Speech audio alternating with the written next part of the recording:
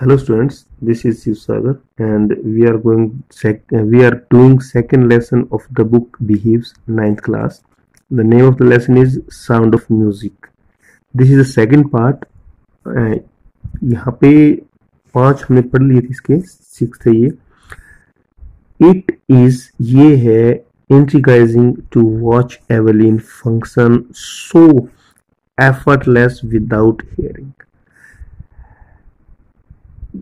Evelyn को देखना, Evelyn को फंक्शन करते हुए देखना एफर्टलेसली, बगैर किसी प्रयास के, विदाउट हियरिंग, बगैर सुने, बहुत ही इंट्रिगाइजिंग है. इंट्रिगाइजिंग होता है आकर्षक.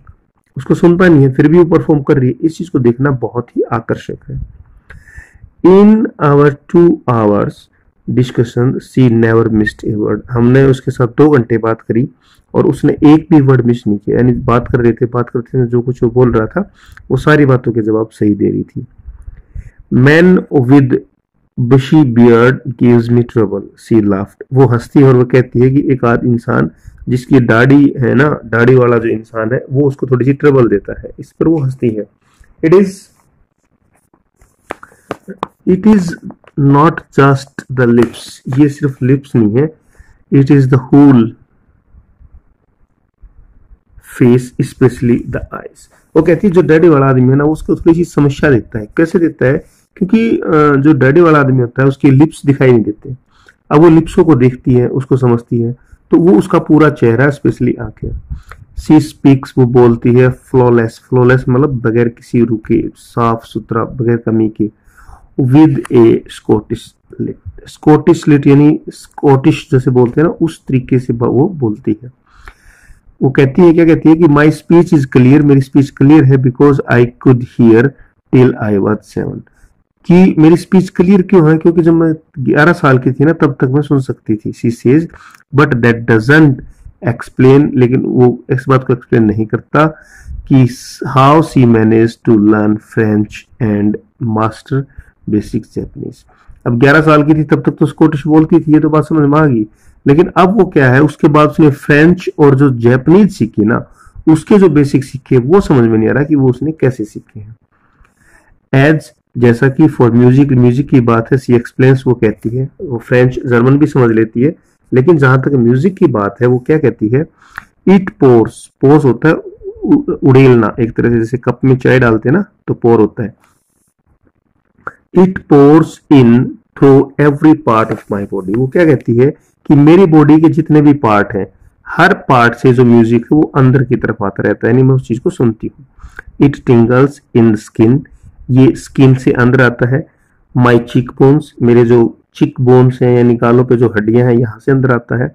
एंड इवन माई हेयर्स, और मेरे बालों से भी अंदर आता है. When she plays, जब वो प्ले करती है xylophone को, she can sense the sound passing up the stick into her fingers. जब वो xylophone बजाती है, जैसा हमने पहले दिखाया था xylophone, जब वो xylophone बजाती है तो ये जो स्टिक है ना, ये स्टिक जब उंगलियों से पकड़ती है तो वो उंगलियों के सहारे वो म्यूजिक उसके पास आ जाता है, उसको समझ लेती है. By leaning against the drum, drum की तरफ झुककर, she can feel the resonance flow into her. जो रिसोनेंस, रिसोनेंस का मतलब है इको साउंड. जो इको साउंड है, जो इससे ड्रम से जो आवाजें आती हैं उस चीज को वो फील कर सकती है थोड़ा सा आगे की तरफ झुककर. ऑन ए वुडन प्लेटफॉर्म, एक वुडन प्लेटफॉर्म के ऊपर, यानी जो लकड़ी का जो प्लेटफॉर्म जैसे तख्त वगैरह का प्लेटफॉर्म बना होता है ना. सी रिमूव्स हर शूज, वो अपने जूते उतार देती है. So that the vibration pass through her bare feet, ताकि जो वाइब्रेशन है वो उसके नंगे पैरों से एंड अप हर लेग्स, उसकी लेग्स के ऊपर की तरफ आ सके या उस चीज को वो समझ सके. वो कहती है कि जो म्यूजिक है ना वो उसके हर बॉडी के पार्ट से उसको अंदर आता है, जैसे स्किन से आता है, चिक बोन से आता है, वो बालों से भी आता है. इसके अलावा कहती है कि वो फिंगर टिप्स जो है उनसे म्यूजिक सुनती है. और जो वुडन प्लेटफॉर्म है वहां पे वो क्या करती है, अपनी शॉक्स को रिमूव कर देती है ताकि जो वाइब्रेशन है उस चीज को वो अपने नंगे पैरों पे या उस चीज को वो सुन सके. किसकी बात कर रहे हैं हम? एवेलिन की. किसकी बात कर रहे हैं? Evelyn Glenny. इसके बाद नॉट सरप्राइजिंगली नहीं है, एवेलिन डिलाइट्स हर ऑडियंस। जो एवेलिन है वो खुश कर देती है, प्रसन्न करती है अपनी ऑडियंस को। इन 1991 she was presented the royal philharmonic society's prestigious soloist of the year award. याद रखेंगे हम 1991 में उसको एक अवार्ड मिला है। वो अवार्ड कौन सा है? With the royal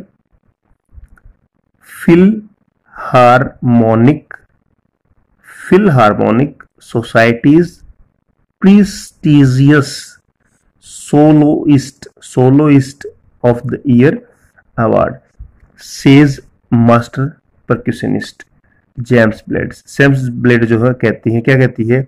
God may have taken. किसने कही ये बात? ध्यान रखेंगे, जेम्स ब्लेड ने कहा है। क्या कहा है? कि God may have taken her hearing. भगवान ने उसकी जो सुनने की शक्ति है ना, उसको तो ले लिया है, but it has given her back something extra ordinary. लेकिन इसने इसको कुछ एक्स्ट्रा ऑर्डिनरी दे दिया है। वट वी हियर, जो हम सुनते हैं, सी फील्स, वो क्या करती है? उस चीज को फील कर सकती है। Far more deeply than any of us. जितना हम सुनते हैं ना, उससे कहीं गहराई से उस चीज को वो सुन सकती है, समझ सकती है। That is why she expresses music so beautifully. इसलिए वो म्यूजिक को इतना सुंदर से एक्सप्लेन करती है। किसके वर्ड थे ये? जेम्स ब्लेड के, James Blades. Evelyn confuse, Evelyn जो कंफ्यूज है, दैट की she is something of a workaholic. Workaholic होता है a person who works difficult to stop work. एक ऐसा आदमी जो काम करने से कभी अपने आप को रोक नहीं पाता। I have just got to work, मुझे सिर्फ काम करना है। Often harder than the classical musician. जो क्लासिकल म्यूजिशियन है ना, जो क्लासिक म्यूजिक बजाते हैं, उनसे कहीं मेरे को थोड़ा सा ज्यादा काम करना है।